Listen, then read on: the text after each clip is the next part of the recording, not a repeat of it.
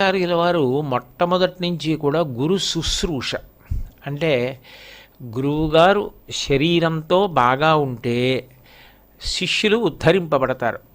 గురువుగారి దర్శనమే అంత స్ఫూర్తిదాయకం. ఆ పైన గురువుగారు మాట అది ఉద్ధారకం.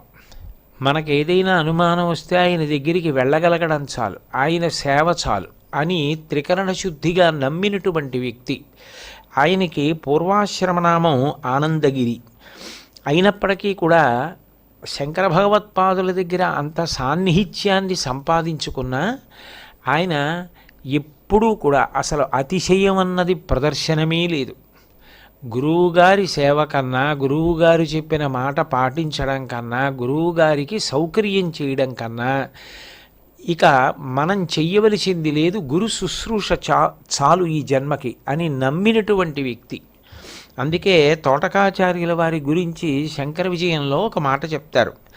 స్నాత్వా పురా క్షిపతి కంబళ వస్త్రముఖ్యై ఉచ్ఛాసనం మృదుసమం సదదాతి నిత్యం సంలక్ష్య దంత పరిశోధన కాష్టమగ్రియం బాహ్యాదికం గతవతే సలిలాదికంచ.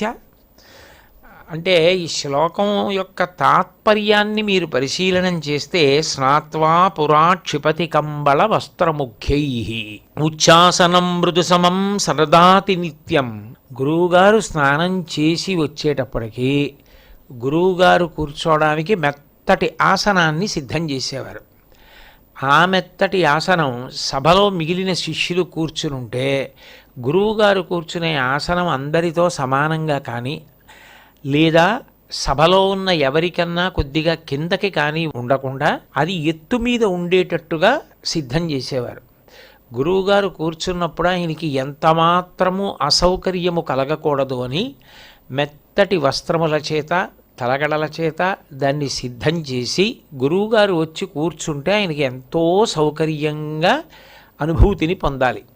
అందుకని అట్లా నేను ఏర్పాటు చేస్తాను అని చెప్పి సిద్ధం చేస్తుండేవారు. నిజానికి శంకరాచార్యులు వారు నేను ఈ శరీరం కాదు, ఈ శరీరం కాదు, ఈ శరీరం కాదు అంటారు.